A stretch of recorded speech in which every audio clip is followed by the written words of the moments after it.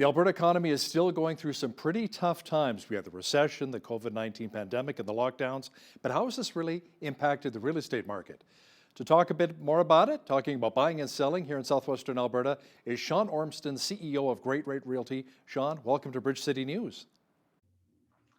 Thanks very much. Thanks for having me. Now, Shawn, we all know how devastated the oil and gas sector has been. It's really impacted real estate and businesses in Calgary, Red Deer, but not as much here in southwestern Alberta. We're more agriculture based. Have you noticed a bit of a difference with the economy, especially when it comes to buying and selling a property?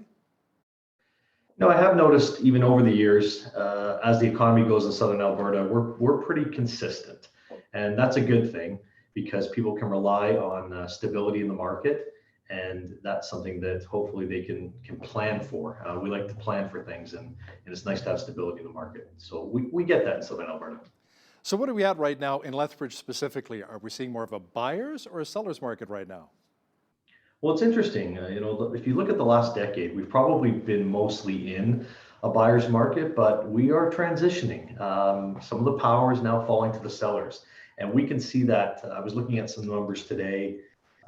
We've got home sales that are up about 50% this year so far. Wow. From last year's numbers. We have sale price of an average of $320,000, and last year where it was $285,000. So we have about a 12% increase in sale price as well. So things are on the up and up. Well, that's good news. Now, let's talk about some of the bigger markets in Canada. We've seen massive increases in property values, including what we see in Vancouver and Toronto. But what about Lethbridge? Do you see more of a slow, steady increase, maybe 2 to 3 points per year when it comes to building equity? What we've seen in the past is up years and down years, very, very small, 1%, 2%. So not a lot changes. Sometimes we get 2%, 3%. We can string together a few years where it feels like we're getting a lift, and then we might have kind of a balancing that things balance out. But this year, this is the time we're seeing, like I said, a 12% increase in the first sort of 3 months of the year, 2.5 months since we've got going this year. Now, we've seen record low interest rates, Shawn, under 2 points for a 5-year closed mortgage. Do you think this trend will continue? What are your thoughts? Well, we were seeing interest rates.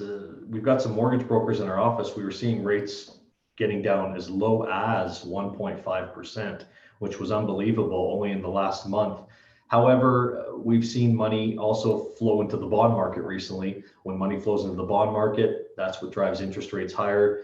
And things are around that 2% that you mentioned. But I think we'll see that for a sustained period of time, as the Bank of Canada seems to always announce that their interest rate is on hold, at least in recent months. Recent years. I anticipate that interest rates will remain low for a sustained period of time. Is a variable rate mortgage still a good option in our current market? I always tell people consult with your bank, consult with your mortgage broker when looking at rates. If you look historically, it always seemed that variable rates were better, but the margin to me, in my opinion, is so thin on variable rate mortgage notes. It doesn't seem like it would make a lot of sense to choose a variable rate over a fixed rate. Now, I locked in my mortgage a couple of years ago, a 5-year close for 2.79%. I thought, hey, that's a pretty good buy, pretty good deal, right? More goes to the principal, less to the interest. Is it maybe a good time right now to renegotiate a blended mortgage with rates so low to try and get closer to that 2% mark? Every mortgage, from what I've learned from mortgage brokers, sort of informing me is a little bit different. And there are penalties in each mortgage. There are prices that you have to pay to get out of these products. So when it comes to refinancing, I think you have to be very careful. You have to meet with your mortgage professional, meet with your bank, and really run the numbers to make sure that it's a good idea to either refinance or step into a blended product. Now, you mentioned earlier the average price is around $320,000. So I guess people that have homes, $250,000 to $300,000, they're selling a lot faster? Yeah, we're starting to see the days on market and the inventory drop, especially in the $200,000 to $400,000 range, where affordability is apparent. Even though the homes above $400,000, we're also seeing a jump in the number of units sold. I just had a look at those numbers, and those numbers are quite staggering. Last year to this point, there were 32 homes that sold. This year in Lethbridge, this year there are 77. So a jump of about 140%. So it sounds like a big number. Prices are about the same. I looked at an average about 477,000 for 485,000 for those homes that are in the upper price range. But as you mentioned, most homes are selling in the 200,000 to 400,000 range, and they're selling in fewer days on market this year than last year. So what do you attribute the hot market to? Is it that maybe people are working from home more often now? They want bigger office space? Is they're working maybe a hybrid? What are people telling you right now? I think it's a combination of things. The interest rates being low are fantastic. That's something that people can really get excited about because they can lock in a low rate and have lower payments as long as they qualify at the stress test that is put in place by the government. I think the pandemic has made a lot of people realize, or a lot of people have been forced to work from home. And so while they sit in their houses, they're thinking about, gee, I need more space, or, we really need to have a spot for the office, or something like that, where people might have a continued period of time where they are working from home. And thirdly, which I don't think a lot of people talk about, is we also have a large group of buyers, younger buyers, that are sort of coming of age into the market. Many of these buyers are, we might refer them as millennial buyers. They're under 35 years old right now, but a lot of them went to school. They had school debt to pay off. They had to wait a little later in life to buy homes. And now we have a large demographic that I believe is coming into the market in all centers, ready to buy their first home, somewhere between the age of 30 and 35 years old. Let's talk about different areas of Lethbridge, which seem to be more popular. I know people here that work at the station, they love the north side. Other people prefer the south side with the big trees, the bigger lots, but you get older homes. And then still there are others who love the west side because the newer homes and you're close to the ATB Center. And it seems to be more high density on the west side. What are you seeing right now? Well, it's interesting. The west side has definitely grown the biggest in Lethbridge. There are as many people on the west side of Lethbridge now as there are on the north and the south combined. Wow. So a lot of the growth in the city over the past year has been on the west side. That's what really propelled this city into a 100,000 plus population as we've seen that growth. So people are choosing to live over there that want those newer homes, want those newer neighborhoods. There are newer neighborhoods, of course, on the north and south.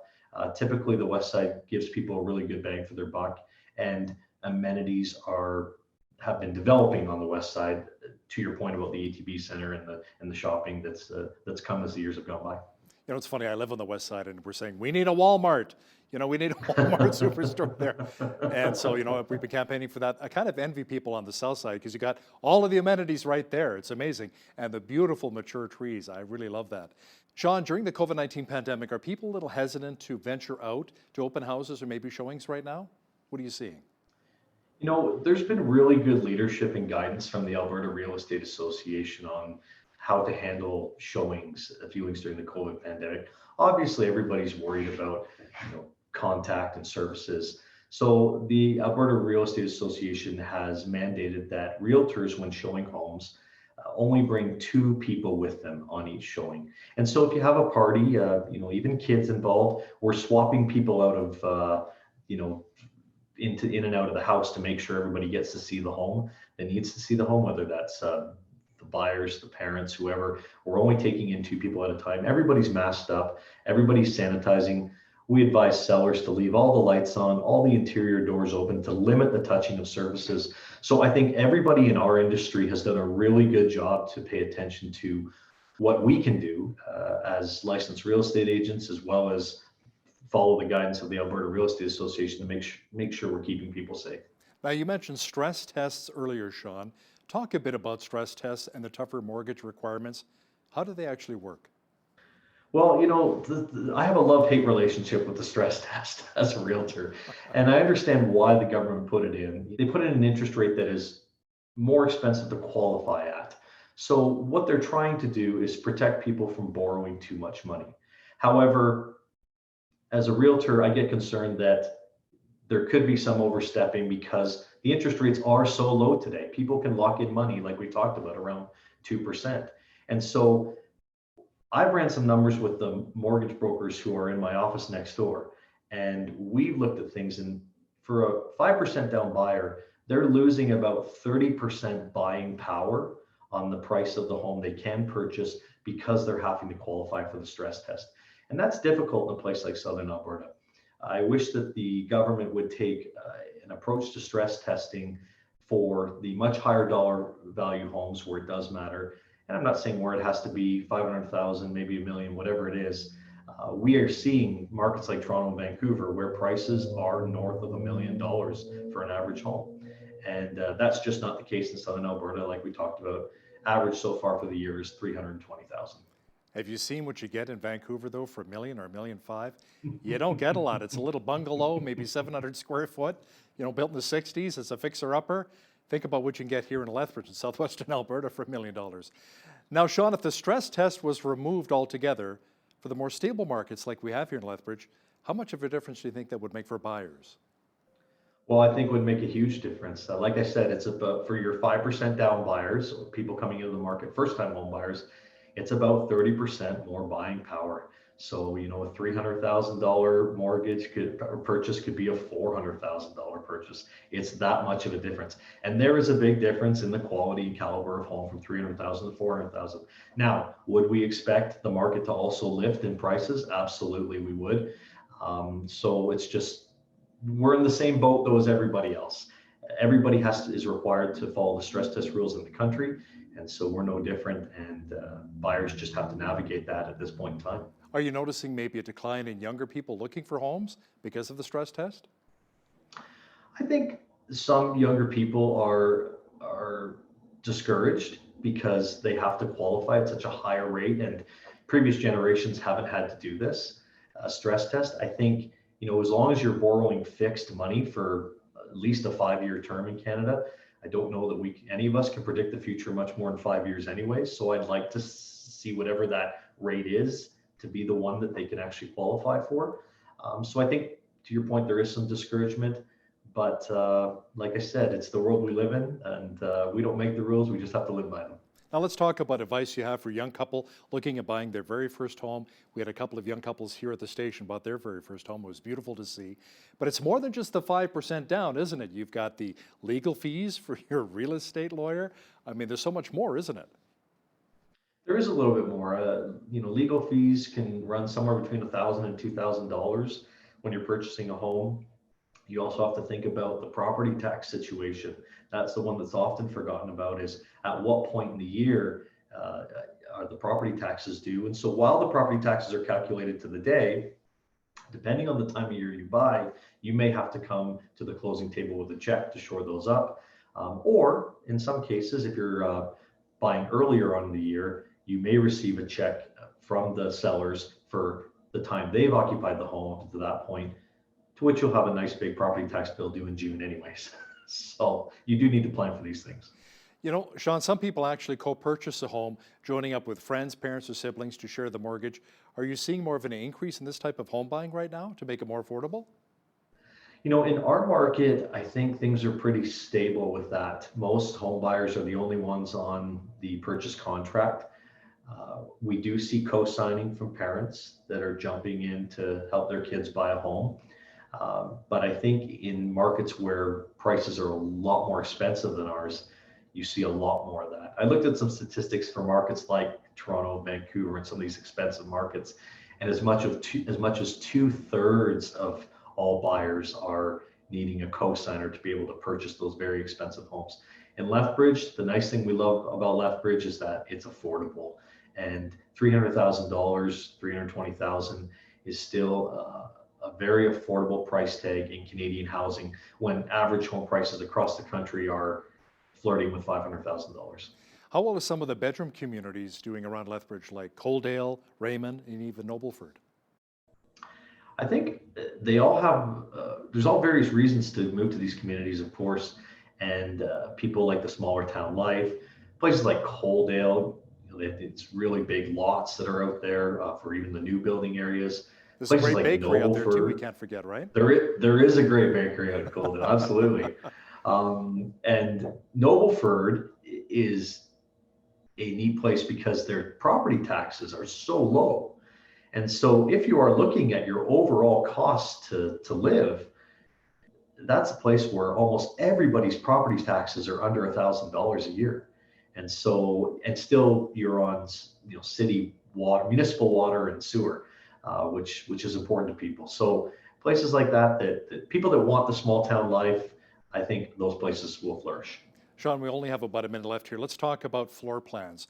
As you get older, like myself, I'm not a big fan of the 2 stories anymore. 15 steps up, 16 steps down, 31 steps. I'm out. That's it. I'm done. I bought a bi-level. People love bungalows. What are you seeing right now? Are the baby boomers and the Gen Xers preferring less steps?